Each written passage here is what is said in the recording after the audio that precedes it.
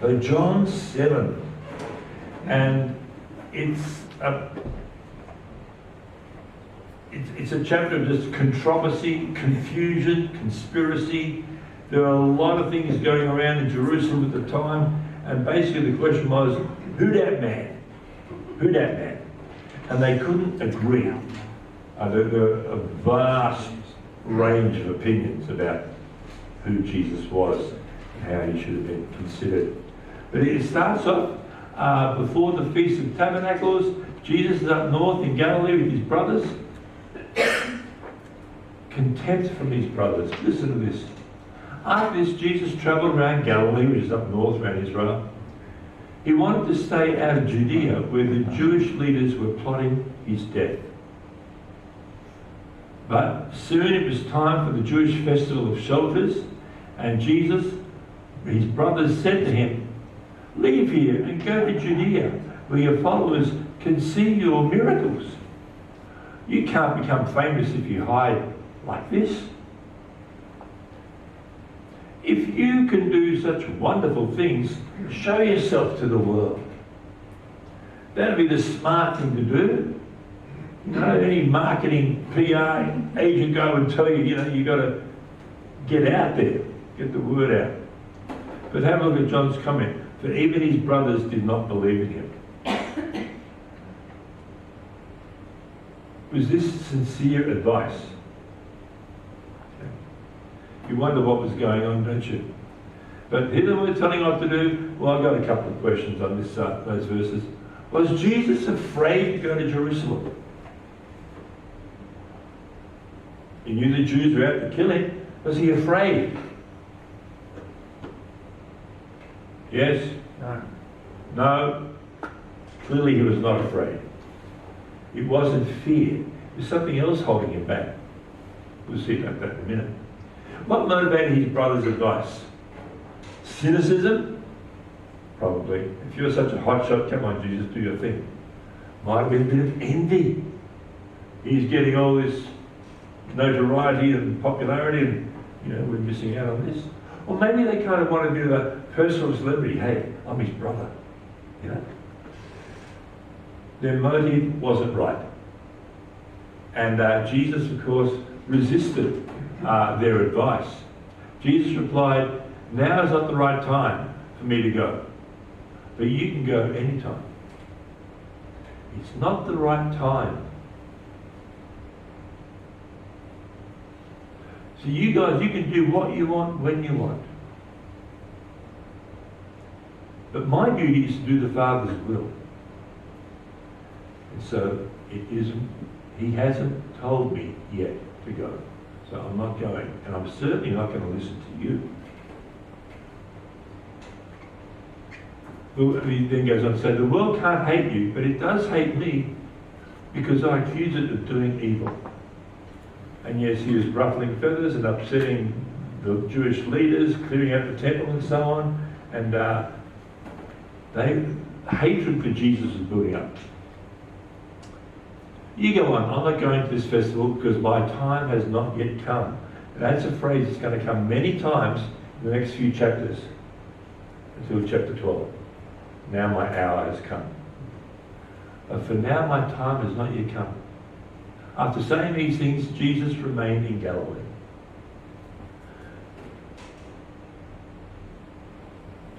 Do you have a schedule for your life? Do you have an agenda? Things you want to achieve? Are you a planner? I like to plan. I love filling out my diaries and all the boxes, here my commitments this week and so on. And that's okay. But I need to do it with the constant DV, Deus Volitus, God willing. I should plan with a God willing. Well, when you tell me it's time, I'll do it. But I don't want to just run on ahead and ask you to bless my plans. Okay? You resist the bait, but look at what happens. But after his brothers left for the festival, Jesus also went, although secretly, staying out of public view. Did Jesus lie to his brothers? On the surface, it looks like it, doesn't it? No, not going on. Now I'm going. Clearly something happened in the meantime, yeah? The father said, it's time. Go. But take care how you get there. And we see why he needed to take care. The Jewish leaders tried to find him at the festival and kept asking if anyone had seen him. There was a lot of grumbling about him among the crowds. Grumbling, complaining, questioning, disagreement, debate, you name it. It was all happening. The fickle court of public opinion, I call it. You see the title I put that slide? Play to an audience of one. That's how I want to look. When you grew up, you want to make mum and dad happy, great. When you went to school, you want to make the teachers happy, great. You want to make your classmates happy, great. You want to make your sport coach happy. You're trying to make everybody happy. And they become all these different versions of you. You're trying to please everybody. Well, I'm free from all that. You should be free from all that. You play to an audience of one. Father, I want to make you happy. And the proverb is, when a man's ways please the Lord, he makes even his enemies to be at peace with him. Okay? Lord, I'll do what you want, and if others don't like it, tough. I'm here to please you. Galatians 1. If I'm seeking to please man, I can no longer call myself a servant of Christ. So Jesus didn't care much about public opinion. We saw at the end of John chapter 2, he didn't entrust himself to people because he knew what was in their hearts. So here we go. So here's Jesus goes to the temple. And so here's a controversy kicking in. Some argue he's a good man. But others said he's nothing but a fraud who deceives the people. Well, that's a spectrum there. He's good, he's bad. Of course, Jesus said, well, I'm neither, I'm not just a good man, however. But no one had the courage to speak favourably about him in public. They were afraid of getting in trouble with the Jewish leaders. The threat of being excommunicated, they had decided to frown upon Jesus, and if you speak in his favour, we could pull our authority and rank and get you in trouble. You can't come to the synagogue anymore. So there's a big whispering campaign going on all around Jerusalem. But certainly the people were not of one mind. Not yet anyway. You read on. Then midway through the festival, Jesus went up to the temple and began to teach. The people were surprised when they heard him. How does he know so much? When he hasn't been trained, they asked. Clearly, it says in Mark, he spoke with authority and the crowds were amazed because of it. Okay. Where did you get this stuff? He doesn't have his uni degree, his Bachelor of Theology. He's not one of the trained Pharisees who put their phylacteries and garb. He's just a normal looking guy. Where did he get this stuff? Where did he get it? Made me think when he was 12 years old, Jesus proved that he already had it. Yeah? Remember back in the temple when he was young? 3 days later, they finally discovered him in the temple. They'd gone to Jerusalem for Passover, and the family all went back to Galilee, and Jesus stayed behind. Sitting among the religious teachers, listening to them and asking questions. 12-year-old. Wow, we'd be impressed. All who heard him were amazed at his understanding and his answers. From his youth, the Lord knew who he was. From his youth, he understood the scriptures. I could say he helped write the scriptures, but that's another story, okay? He always displayed a depth of understanding that was beyond his years. He didn't need to go to Bible college to get his BTH or a diploma of ministry to go to the ministry, okay? And nowadays the world is obsessed with, where are your credentials? Enough said. I think if you want to see my credentials, here are my 5 kids, my 6 grandkids, and they're my credentials. Okay. Enough said. Well, he always had it. So here's Jesus speak with authority, and again the crowd saying, well, we can't argue with what he's saying. This is remarkable. Okay. Well, So Jesus told them, my message is not my own. It comes from God who sent me. You want to know where I got this stuff? I've got it from the Father directly. Well, no other teacher in the history of man has been able to dare to say that. All right? This, I think, is a key verse. Anyone who wants to do the will of God will know whether my teaching is from God or is merely my own.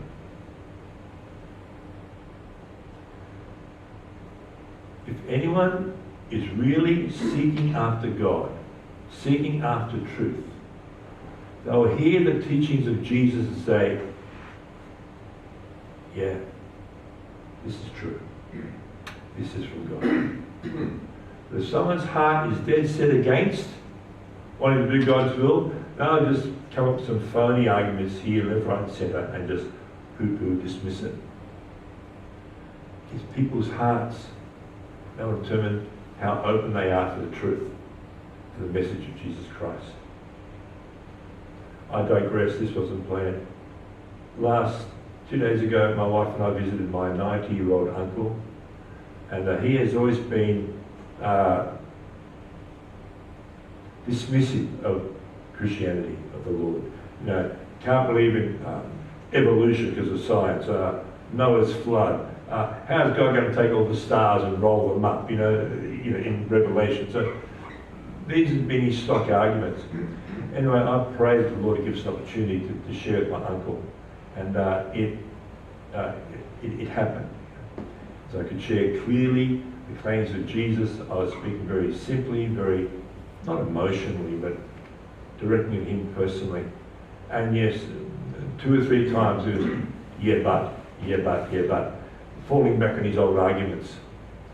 Anyway, but he knows he's dying, and we're just praying that the Lord will move his heart to want to come to peace with him.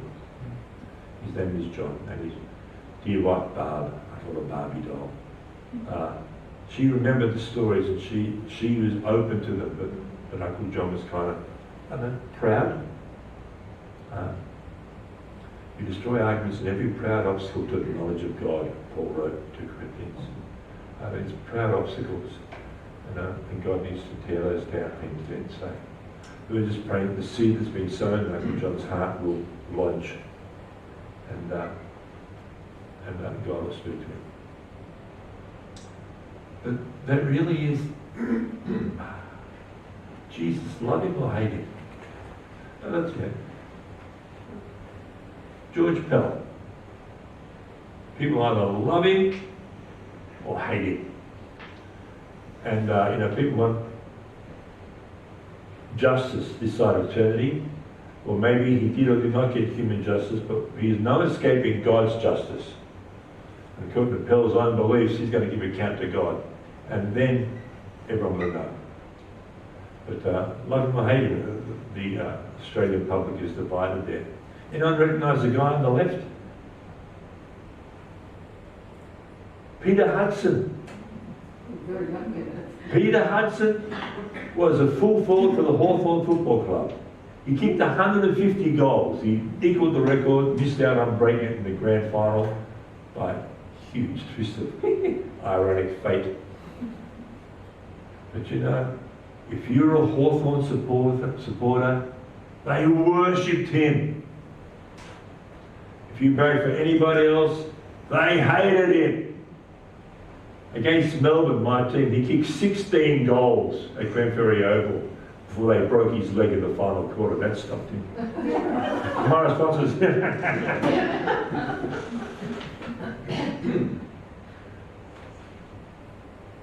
people aren't rational, logical. They're driven by their life values, their core beliefs, their preferences.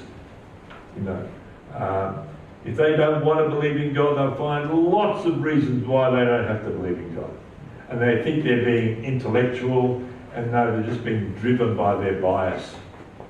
The Lord knew that. The Lord knew that. So the Pharisees couldn't accept him because he would rock them out of a position. Here we go. Well, an appeal to reason. So Jesus knows that all this is going on around him. The crowd replied, "You're demon possessed. You're mad." "Who's trying to kill you?" Jesus said, "You're trying to kill me." "Well, who's trying to kill you? What are you talking about?" Jesus replied, "I did one miracle on the Sabbath, and you were amazed. But you work on the Sabbath. But you work on the Sabbath too." Remember, they were angry that he healed this guy at the pool of Siloam and told him to carry his bed, making him work on the Sabbath. He's breaking our rules. But you work on the Sabbath too, when you obey Moses' law of circumcision. For if the correct time for circumcision your son falls on the Sabbath, you go ahead and do it so as not to break the law of Moses. So you made an exception for this circumcision ritual. So why should you be angry with me for healing a man on the Sabbath? What have I done wrong? Hello, please explain. Think about it. That's his next sentence. Look beneath the surface as you can judge correctly.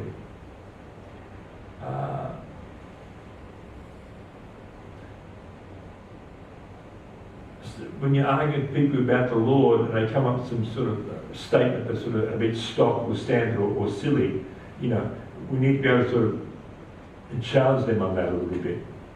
One of my favourite things is they call themselves an atheist. It's like, well, here's a circle. That's everything there is to know in the universe. How much do you know? That's how much I know.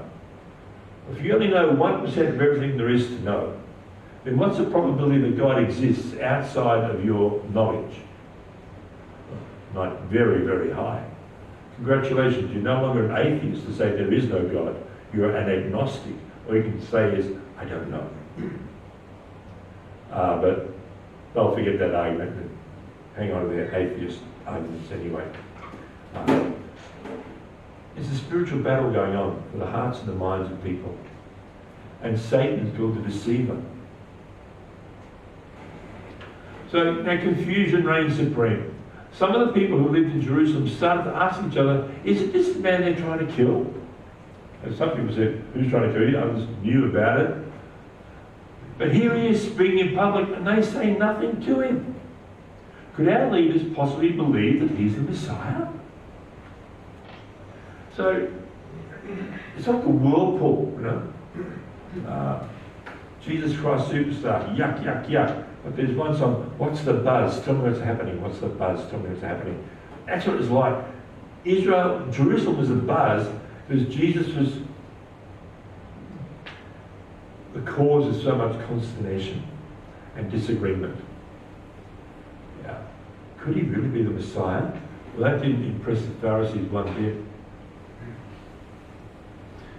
There's even more confusion about his origin. Now, I picked a couple of verses out and put them together here. But how could he be the Messiah? For we know, what do you know? Where this man comes from. When the Messiah comes, he will simply appear. No one will know where he comes from. Now, I'll be honest, I didn't research where they got that line from. Does anybody know? Well, I don't know where they got it from. He'll simply appear. In one sense, Jesus did just simply appear, and no one knew where he's coming from. Well, if that's the case, then he is the Messiah. Just look at that sentence. When Messiah comes, no one will know. We don't know where Jesus comes from. Does that make him Messiah? It was pretty confused thinking, wasn't it? Others said, he is the Messiah. Still others said, how can he be? He can't be. Will Messiah come from Galilee? Now, Galilee was sort of half cousins up north, Samaritans, and they were half castes to the Jewish mindset, okay? Did Jesus come from Galilee? You remember the story, don't you? Bethlehem, the dream, down to Egypt, Herod's dead, come back, they went to Nazareth around Galilee, that's where he grew up. So there's a popular misunderstanding, he was from Galilee. Well, more about it. For the scriptures clearly say the Messiah will be born in the royal line of David, in Bethlehem, the village where King David was born. Now we know Matthew, Luke detailed Bethlehem as the birthplace of Christ. So the crowd was divided about him. Some even wanted him arrested, but no one laid a hand on him. A lot of confusion going around, a lot of rumours. I think people today, they pick up some newspaper, magazine article in their high school and they read that. No, that's the truth. And that signs the deal for them. A lot of confusion going down. Now, they haven't got a clue. While Jesus was teaching in the temple, he called out, "Yes, you know me, and you know where I come from." Well, clearly they didn't. But I'm not here on my own. The one who sent me is true, and you don't know him. But I know him because I came from him, and he sent me to you. Where did he come from? He came from the Father in heaven. Not Galilee, not Bethlehem. That wasn't important. Ultimately, he came from God.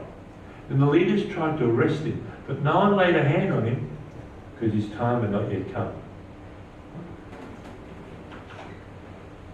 The Jews were scared to grab him in public because some of the crowd would have gotten angry at them. So, you know enough of the story. I won't elaborate on that, how that unfolded in the end. They haven't got a clue. Jesus, I'll tell you where I come from. I come from the Father, and he is the truth. Move on. The Pharisees were confounded.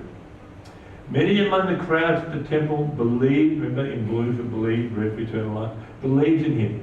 After all, they said, would you expect the Messiah to do more miraculous signs than this man has done? I mean, there's the evidence of the proof of the works of God, the miracles. When the Pharisees heard that what the crowds were whispering, such things, they were furious. They and the leading priests sent temple guards to arrest Jesus. This has got to stop. We've got to get him out of circulation. He's causing too much trouble. But Jesus told them, I'll be with you only a little while longer. Then I'll return to the one who sent me. Now you know what he's talking about, don't you? You will search for me, but not find me. And you cannot go where I am going. And the Jews are going, huh? We have our spies everywhere. We know we're tracking your movements, mate. We can follow you anywhere. Right. Well, they came up with a plan. The Jewish leaders were puzzled by this statement. What the? Huh? Okay. What is it? Where is he planning to go? They asked. Is he thinking of leaving the country and going to the Jews in other lands? Maybe he'll even teach the Greeks. Yeah, I won't follow him there. I mean, he wants to talk to these outcasts. He can have it. No need to follow him there. Wouldn't dream of it. What does he mean when he says, you will search for me but not find me, and you cannot go where I am going? Well, just in case. He was talking about he was going to die, and they would not be able to follow him there. But we know he rose from the dead. And I'll bet when the talk of the resurrection became public, they were trying to find him all right, produce that body to sort of stop these crazy rumours. But they couldn't find it. Not for the next 2,000 years. Uh-oh. Now, Jesus then makes a statement. And before we get that statement, I want to share this bit of background as to the Feast of Tabernacles, or Booths, okay? I'm going to sneak forward a little bit forward here, okay? Jesus, I got this up here today. Jesus in Jerusalem during the Feast of Booths, also known as the Festival of Tabernacles. During this week-long celebration, that's one of the 2 or 3 festivals that the Jews were all encouraged to come to Jerusalem to celebrate. During this festival, they remembered the intervention of God during their wanderings in the wilderness. As part of the holiday, priests would carry water from the pool of Siloam to the altar, remembering God's provision of water for Israel in Exodus 17. The last day of the feast is the great day, when the priest would recite Psalm 118, here it is, "Please, Lord, please save us. Please, Lord, please give us success." They would walk around while making 7 circuits around the altar. This backdrop is crucial to understanding why Jesus spoke these particular words at this particular time. So it's a week-long festival. At the end, they're carrying this water around the altar, remembering how God has provided water for our forefathers in the desert. So what does Jesus call out? He says, "Behold, the living water." On the last day, the climax of the festival, which you just described, Jesus stood and shouted to the crowds, "Anyone who is thirsty may come to me. Anyone who believes in me may come and drink. For the scripture declares, rivers of living water will flow from his heart." What an outrageous statement. Yeah, you have water and we commemorate that. Well, I'm telling you now, I am the real deal. Come to me, we saw it back in chapter 6 too, yeah? You'll never thirst again. But now he says more than that. When he said the living water, he was speaking of the Spirit who will be given to everyone believing in him. Now, of course, that was yet to come. John's right looking back at this. But the Spirit had not yet been given because Jesus had not yet entered into his glory. More about that in chapter 14, 16. "I'm going," Jesus said, "to the Father, and it's good that I go. Yes, I've been with you, but when I go, I'll send the Spirit, and he will be in you, not with you." More advantageous than Jesus explains. But again, making these statements that point to himself. And again, not popular with the Pharisees.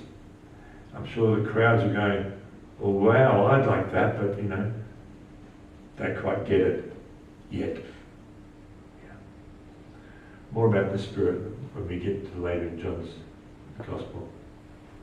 The Pharisees are frustrated. When the temple guards returned, remember they sent the guards out to go fetch Jesus, get him out of circulation. They returned without having arrested Jesus. The leading priests and the Pharisees demanded, "Why didn't you bring him in?" "We've never heard anyone speak like this," the guards responded.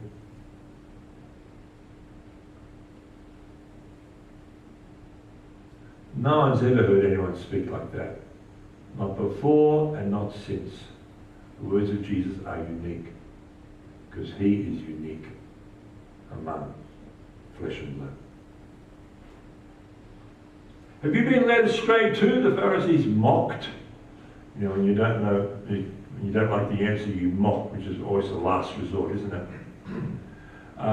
"Is there a single one of the rulers or Pharisees who believes in him?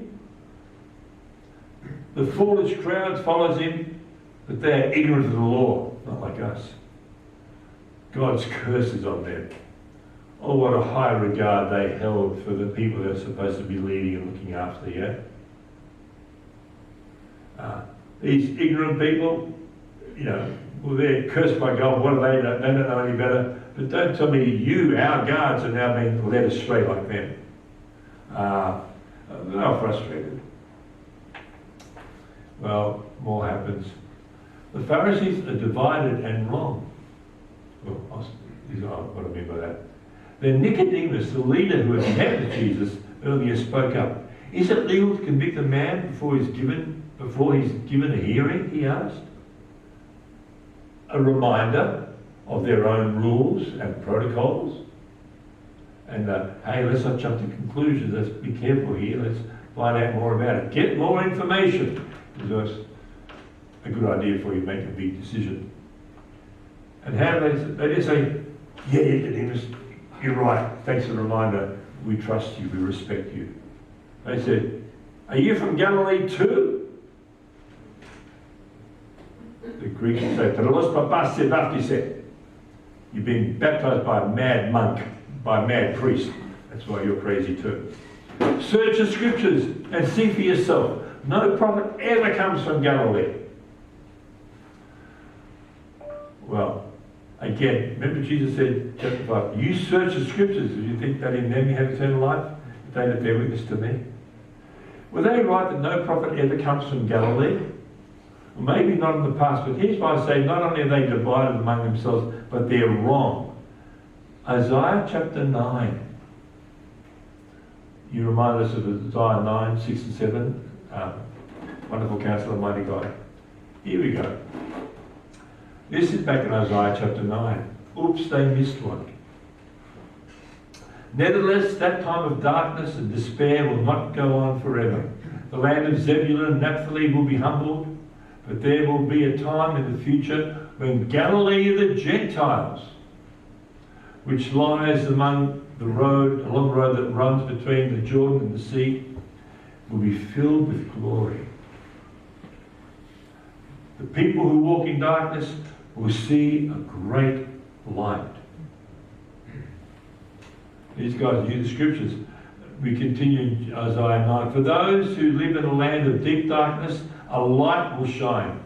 You will enlarge the nation of Israel, and its people will rejoice. For you will break the yoke of their slavery and lift the heavy burden from their shoulders. Slavery to sin, the burden of sin. And just in case we keep going, because the next verse. For to us a child is born, to us a son is given. The government will rest on his shoulders, and he'll be called Wonderful Counselor, Mighty God, Everlasting Father, Prince of Peace. His government and its peace will never end. King forever. He will rule with fairness and justice from the throne of his ancestor David for all eternity. First 7 verses of Isaiah 9. Where was this Messiah, eternal King, going to come from? Galilee. Oh, no prophet will ever rise from Galilee. Well, no, he's more than a prophet. They thought they had all the answers. Now I'm going to share something off track here. The Westminster Confession. I have read that and really loved it. Deeper understanding of a lot of things. But at the end, I kind of cringe that they think we've broken it all down. All the boxes are ticked off. We understand God completely. Now that smells the kind of arrogance that frightens me. Nobody can say, I know God completely. Jesus can, of course. But any human system or theology, whatever, that thinks it's got it all figured out, no, I've got to leave room for God to be God. He doesn't have to fit into my boxes, my will, my schema. He's bigger than anything I can come up with. Okay. They missed one. Well, what are people... That was the controversy back then. David, you see your name there. You know Stephen Fry, very famous for a whole lot of things. He said, the God who made this universe, if it is created by God, because he doesn't believe in God. Oh, I can't read it. He's quite clearly a maniac. He's quite clearly a maniac.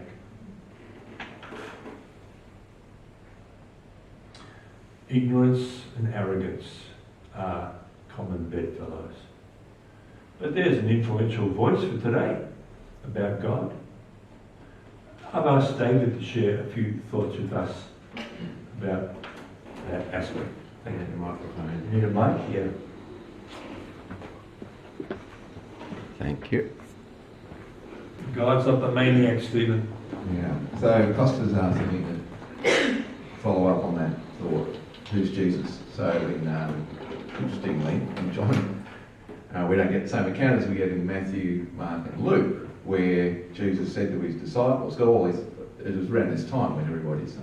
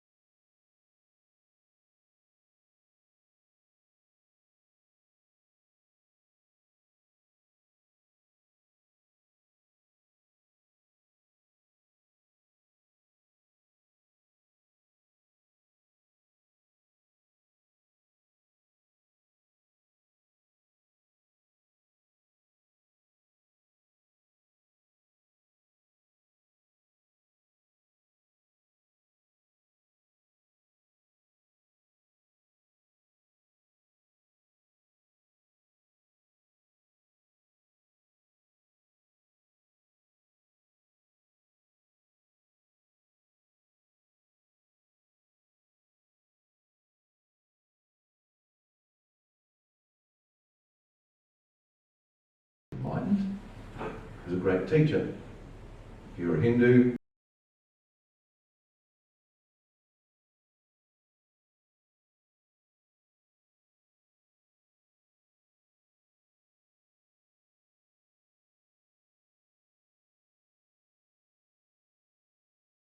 I don't believe that he died. You believe that somehow he survived the cross, or he actually wasn't on the cross, but he did ascend to heaven and he will return. So the Islamic people see Jesus as one of the greatest prophets, next down from Muhammad. They call him Isa. If you're an atheist, you don't believe in any God, and you don't accept that Jesus was in any way supernatural, he wasn't divine. You accept him as an historical figure because there's overwhelming evidence that Jesus was historical, and the people who used to be saying many years ago in the atheist category that he was just a mythical figure, that they can't say that anymore because it's been proven beyond a shadow of a doubt historically that Jesus did live. But most people, let's say in Australia, their opinion is formed not by what they understand from the Bible or what they understand from people who follow Jesus, because we've got just over 26 million people in Australia and only 15% go to church at least once a year, which means that around about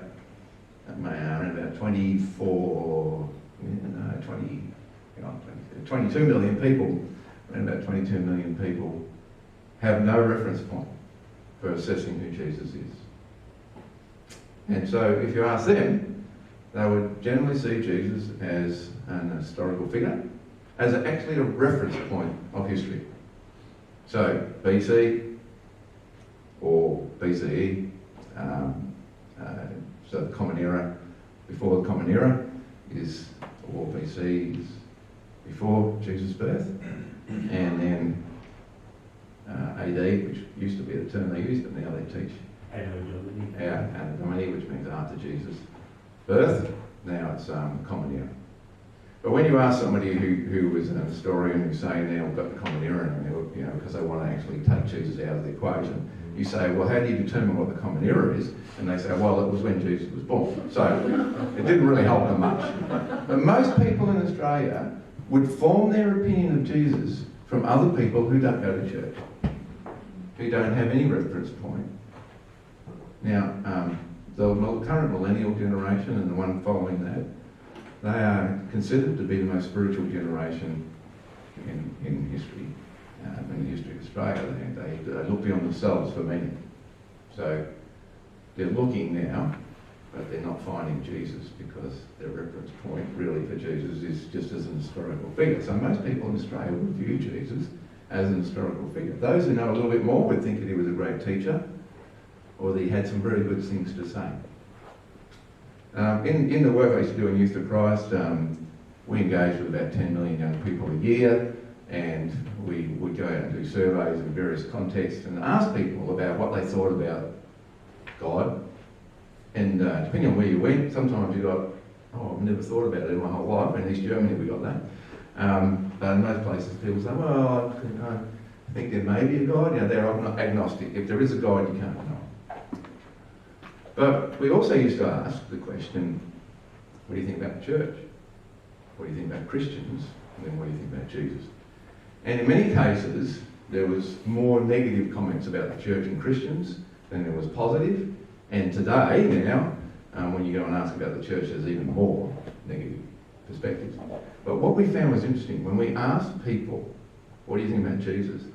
Almost 95% had a positive response.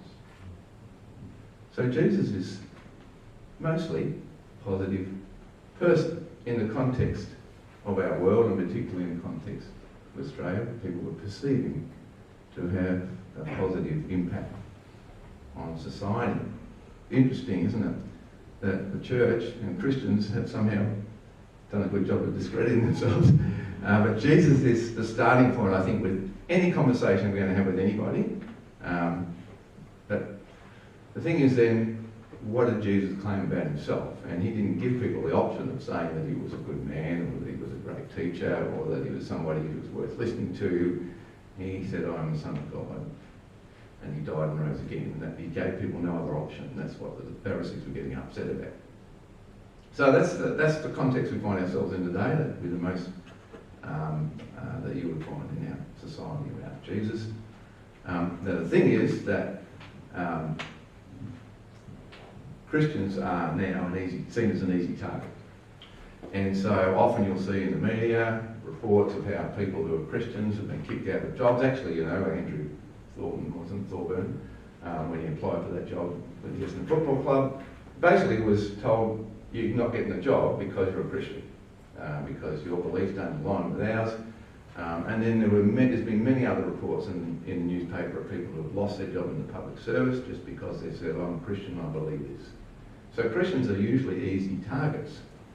Because, why? Because we're told to love others. We're told not to get back at people. So, you know, you can attack a Christian, and if they're really following Jesus, they're not going to attack you back. Love your enemies. They're easy targets. On the project just recently, just this week, the current affairs program on Channel 10 from 6:30 to 7:30, they had a comedian on at the end of the program. And the comedian made a terrible joke about Jesus. It was appalling what he said. And the host of the project laughed and all the audience laughed. Because it was about Jesus. Easy. Now, that comedian wouldn't ever even contemplate making a joke about Muhammad. So, he made this joke. There's this reaction. Next day, there is huge protest, 20,000 signatures on a petition 2 days afterwards. And guess who did that? Guess who put the petition out? The Islamic Society in Australia. So what they didn't realise was that they were not only discrediting Jesus in the context of Christians, but they were discrediting Jesus in the context of Islam. Well, the next day, big public apology. Everybody's mortified. Oh, we're really sorry, And I think if the Christian population had come out and said, they wouldn't even bothered. So Jesus is highly respected in our society. And there were other people who were even claiming to be agnostic, not church people, who were appalled by this. So, how is Jesus perceived by our society? Almost universally in a positive way. And worth listening to. That's something we should really take on board. If we're going to talk to somebody about anything who are outside the church, maybe we start with Jesus. You remind me, a high school friend of mine, one who said to us, I give you 6 months and we give up all this Christian stuff. Imre was and he wrote an article about some Queensland academic who said he used to rip out a page of his New Testament and roll a joint and smoke it. And then we said, well, really brave move, all you're going to get, we'll pray for you, mate. But if you do that with the page in the Quran, let's see if you so courageously publish that, you'd be on someone's hit list. Let's see, for this guy's celebrity, thanks, Dave. You say whatever he wants. Just, God is a maniac. Well, therefore, my beloved brethren, Jesus is a divisive person. He said, don't imagine I came to bring peace on the earth. I came not to bring peace but a sword. I have come to set a man against his father, mother-in-law against daughter-in-law, the list goes on, yeah. I've come to, there will be conflict because of me. And I thought, yes, he'll bring division. And the ultimate division is this one, in Matthew 25. All the nations will be gathered in his presence. And he will separate the people as a shepherd separates the sheep from the goats. He is the ultimate fork in the road.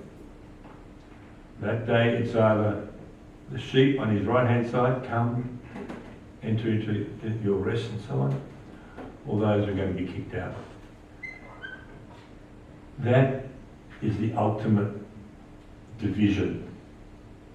People who know Jesus and love Jesus will be embraced by him, so on. And those who reject, well, there will be consequences and they won't be nice. Therefore, my beloved brethren, who are you going to believe? Here's been another loud atheist voice in our culture, Stephen Hawking. This is the last thing he wrote in his last book. There is no God. No one directs the universe. Well, he passed away in March 2018, and now I think he knows that he was wrong. Or you believe people like that, or you believe Jesus, who said, heaven and earth will pass away, but my words will not pass away. I'll stand forever.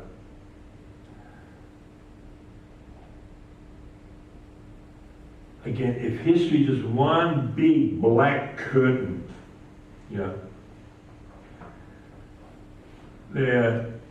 the Old Testament, God spoke of old bits and pieces here and there, and little cracks in the curtain, you can see little bits of light. But when Jesus comes, wham, it's torn apart and the light comes through. His words are there till the end of the age. Thank God that he drew you to understand and to respond and believe. And now we are bearers of that light and that truth. Our burden, our responsibility is to share that with others who need to hear. Unless they hear, they'll never come to faith. And they won't hear unless we tell them. Now, Brother Kyle, it's the first Sunday of the month. The first and third Sunday we celebrate communion. I've asked Brother Kyle to come and share with us. Thank you.